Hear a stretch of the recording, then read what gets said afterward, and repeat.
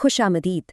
कभी सोचा है कि जब कोई हड्डी टूटती है तो हमारा जिस्म उसे कैसे दोबारा जोड़ता है? ये कोई जादू नहीं है, बल्कि एक नाकाबिले यकीन साइंसी अमल है। आज हम इसी सफ़र को समझेंगे, चोट लगने के लम्हे से लेकर एक मुकम्मल मजबूत हड्डी बनने तक। अच्छा, तो सबसे पहले एक बहुत ही आम सवाल से शुरू करते हैं। अक्सर सुना होगा फ्रैक्चर और ब्रेक। क्या इनमें कोई फर्क है? बहुत से लोग समझते हैं कि ये दो अलग-अलग चीजें हैं, जो कि फर्स्ट एड के बारे में एक बहुत बड़ी गलतफहमी है। और सच ये है कि इनमें कोई फर्क नहीं।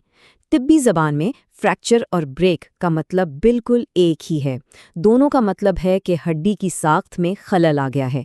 हाँ, डॉक्टर और सर्जन्स आमतौर पर फ्रैक्चर का लफ्ज़ इस्तेमाल करते हैं, लेकिन दरहकीकत ये एक ही चीज़ के दो नाम हैं। तो इस पूरे अमल को समझने के लिए हम इसे 5 हिस्सों में देखेंगे। पहले, चोट लगने के वक्त असल में होता क्या है। फिर फौरी तौर पर रद्द अमल कैसा होना चाहिए। उसके बाद हमारे जिस्म की अपनी रिपेयर टीम कैसे काम शुरू करती है।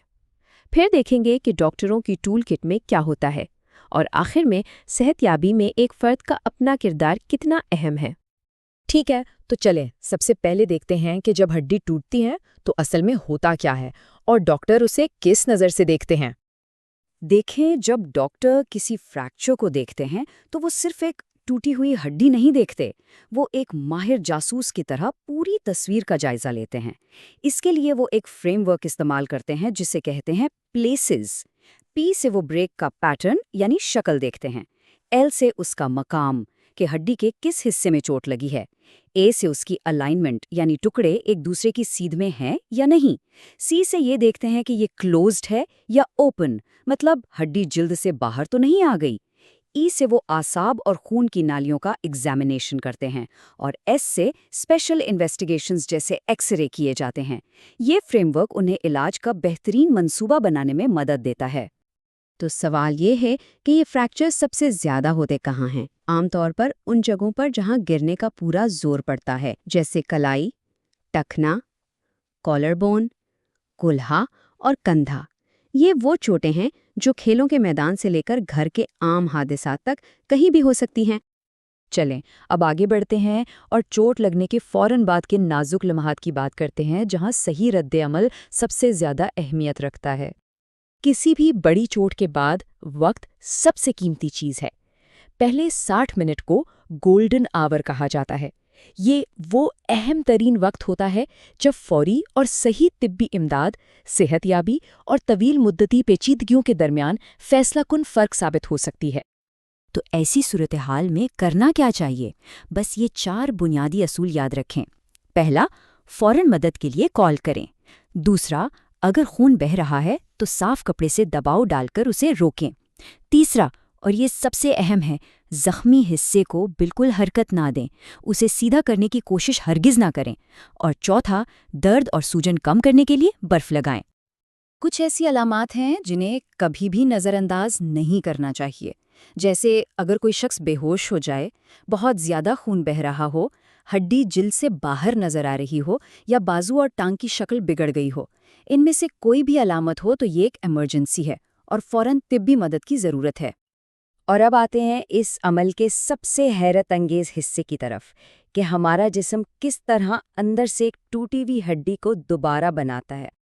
हड्डी का जोड़ना किसी पुल की तामीर की तरह एक शानदार इंजीनियरिंग का कमाल है।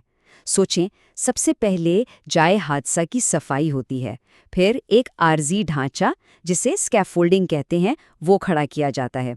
उसके बाद एक मजबूत मुस्तकिल ढांचा बनता है और आखिर में उस पर फिनिशिंग का काम होता है ताकि वो पहले से भी ज़्यादा मजबूत हो जाए।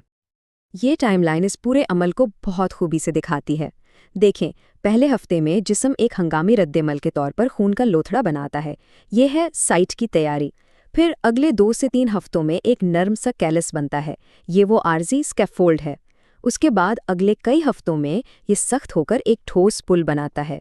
और आखिर में महीनों बल्कि सालों तक जिस्म इस हड्डी को तराश कर और मजबूत बनाता रहता है, जिसे रीमॉडलिंग यानी फिनिशिंग का काम कहते हैं। ज़्यादातर बालिग अफराद में हड्डी जुड़ने में औसतन 6 से 8 हफ्ते लगते हैं। لیکن یہ یاد رکھنا ضروری ہے کہ پلاسٹر اترنے کا مطلب یہ نہیں کہ کام ختم ہو گیا۔ مکمل حیاتیاتی عمل یعنی ری ماڈلنگ اب بھی جاری رہتا ہے اور اس میں کئی مہینے یا سال بھی لگ سکتے ہیں۔ ہمارا جسم واقعی ناقابل یقین کام کرتا ہے، لیکن کبھی کبھی اسے مدد کی ضرورت پڑتی ہے۔ یہ یقینی بنانے کے لیے کہ ہڈی بالکل صحیح طریقے سے جڑے، ڈاکٹروں کو اپنی ٹول کٹ استعمال کرنی پڑتی ہے۔ ڈاکٹروں کے پاس بنیادی طور پر 2 راستے ہوتے ہیں۔ پہلا ہے روایتی طریقہ، پلاسٹر یا سپلنٹ لگانا، جو ہڈی کو باہر سے سہارا دیتا ہے۔ یہ تب کیا جاتا ہے جب فریکچر زیادہ پیچیدہ نہ ہو۔ دوسرا ہے سرجری، جس میں پلیٹس، اسکروز یا راڈز کے ذریعے ہڈی کو اندر سے جوڑا جاتا ہے۔ اس کی ضرورت تب پڑتی ہے جب فریکچر بہت شدید ہو اور ہڈی اپنی جگہ سے ہل گئی ہو۔ ڈاکٹر اپنا کام کر دیتے ہیں، لیکن یہاں کہانی ختم نہیں ہوتی۔ در حقیقت صحت یابی کا سب سے اہم حصہ اب شروع ہوتا ہے، اور اس کا مرکزی کردار خود مریض ہوتا ہے۔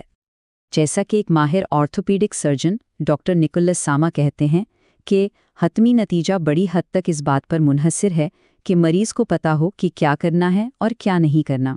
وہ فزیکل تھیراپی میں حصہ لے اور اس پورے عمل کو سمجھے۔ جسم کو ہڈی بنانے کے لیے ایندھن کی ضرورت ہوتی ہے، اور یہ ایندھن ہماری خوراک سے آتا ہے۔ سوچیں، کیلشیم اور وٹامن ڈی نئی ہڈی کے لیے سیمنٹ کا کام کرتے ہیں، جبکہ پروٹین اس کا سٹیل فریم بناتا ہے۔ ان کے بغیر تعمیر کا عمل بہت سست پڑ سکتا ہے۔ تو جس طرح اچھی خوراک مدد کرتی ہے، اسی طرح کچھ عادتیں اس عمل کو سبوٹاج بھی کر سکتی ہیں۔ ان میں سب سے بڑی رکاوٹ ہے تمباکو نوشی۔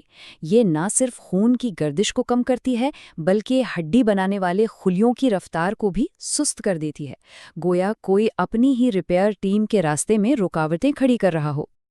اور آخر میں آتی ہے فزیکل تھیراپی، جس کا مقصد صرف ہڈی کو ٹھیک کرنا نہیں، بلکہ زندگی کی طرف واپس لانا ہے۔ یہ سفر 3 مراحل میں ہوتا ہے۔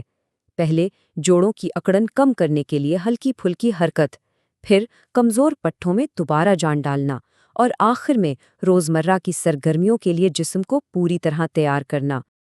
تو کیا یہ حیرت انگیز بات نہیں؟ ہڈی ہمارے جسم کا واحد زندہ ٹشو ہے، جو خود کو ٹھیک کرتے ہوئے کوئی زخم کا نشان نہیں چھوڑتا، بلکہ اپنی اصلی طاقت اور شکل میں واپس آ کر خود کو دوبارہ پیدا کر لیتا ہے۔